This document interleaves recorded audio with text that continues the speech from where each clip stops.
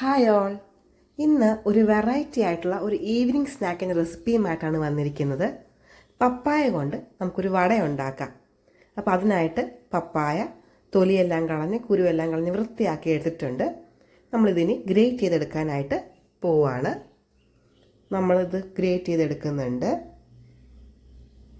അപ്പോൾ ഇത് 2 പപ്പായാണ് ഇവിടെ എടുത്തിരിക്കുന്നത്.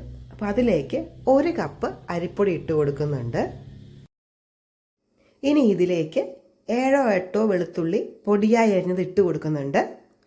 2 സവോള പൊടിയായി അരിഞ്ഞത് ഇട്ട് കൊടുക്കുന്നുണ്ട്.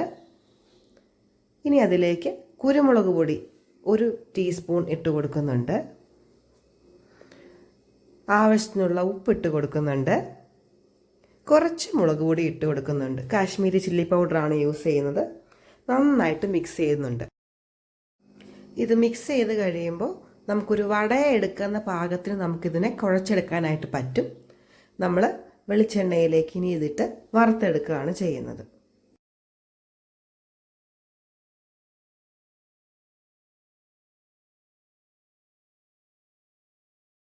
ഇത് വളരെ പെട്ടെന്ന് തന്നെ ക്രിസ്പി ആയിട്ട് വരും.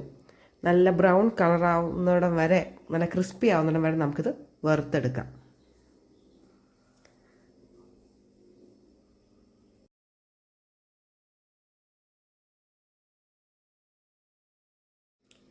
ബാക്കി ഓരോന്നും ഇതുപോലെ നമുക്ക് വറുത്ത് മാറ്റാം.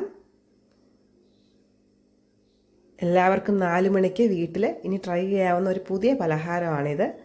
ചെയ്ത് നോക്കാത്തവർ ചെയ്ത് നോക്കണം. എല്ലാവർക്കും ഇഷ്ടപ്പെടും. ഉള്ളിവട കഴിക്കുന്നത് പോലെയൊക്കെ തന്നെ ഉള്ളൂ. നല്ല ടേസ്റ്റിയാണ്. ഇതൊന്ന് ട്രൈ ചെയ്ത് നോക്കി നിങ്ങളുടെ ഫീഡ്ബാക്കുകളൊക്കെ അറിയിക്കണം. ചാനൽ സബ്സ്ക്രൈബ് ചെയ്യാതെയാണ് കാണുന്നതെങ്കിൽ ഒന്ന് സബ്സ്ക്രൈബ് ചെയ്യാനും സപ്പോർട്ട് ചെയ്യാനും മറക്കല്ലേ.